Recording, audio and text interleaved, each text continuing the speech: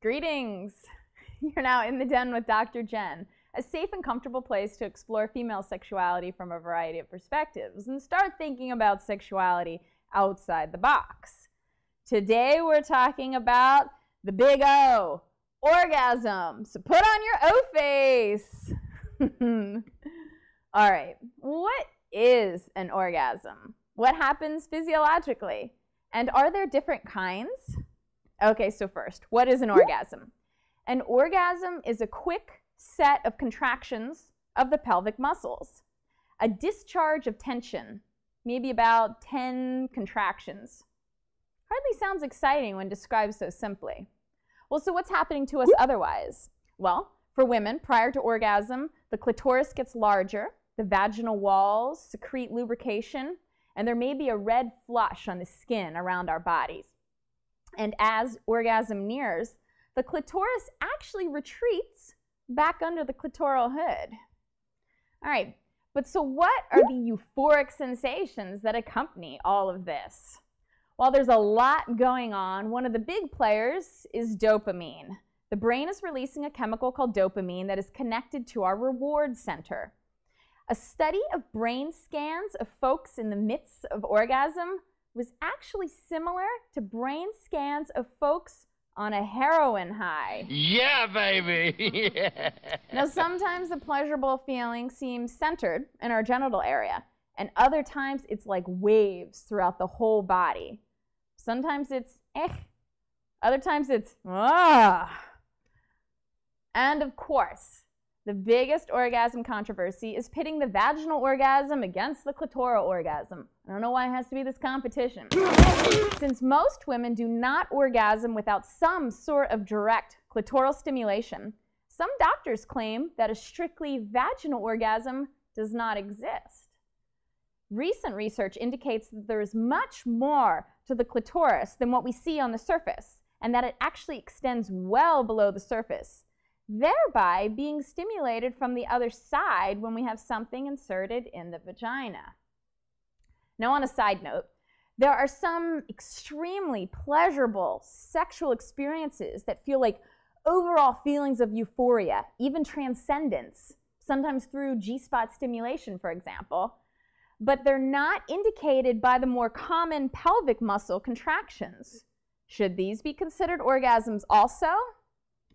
Well, what this all means is that we're still learning a lot about how women's bodies work and how sexuality is experienced.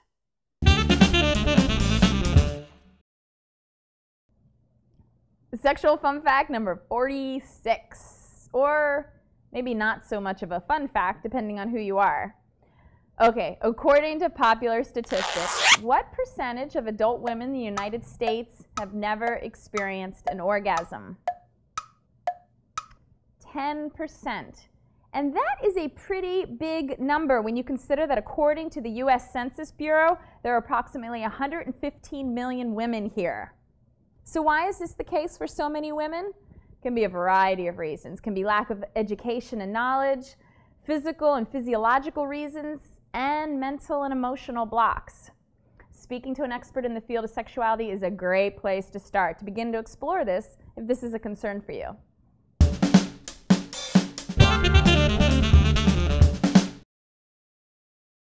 The Den recommend. Is there such thing as a 1-hour orgasm? Well, just last night, a good friend of mine recommended the book, The 1-Hour Orgasm, How to Learn the Amazing Venus Butterfly Technique by Drs. Leah and Bob Schwartz. So this is actually a friend Den recommend. And a little caveat here, it's written with a heterosexual assumption, but I think the techniques can be valuable to all. Now, a large portion of this book is dedicated to helping women and men feel comfortable with and learn their own bodies and being able to communicate about their needs.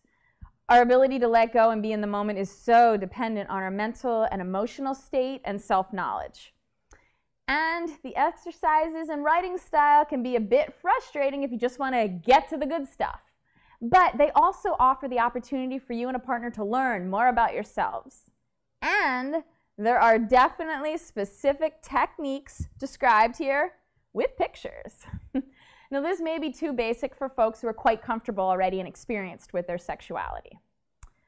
But just for the record, it's not the over-the-top big muscle contractions that we talked about earlier that continue for a complete hour.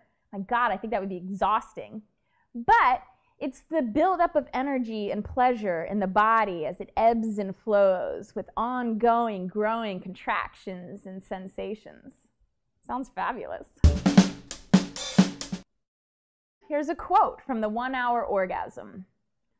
Discover the most sensitive part of her clitoris. Most women will have slightly more feeling on one side of their clitoris than on the other.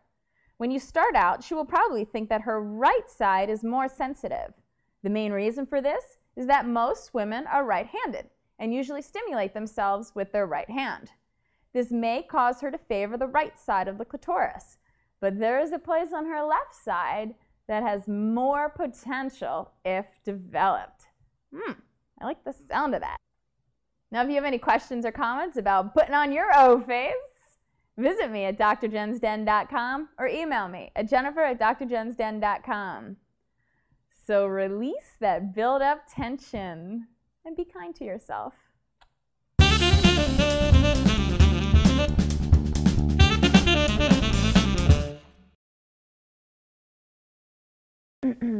Hey, wait, do you guys know anything about orgasms?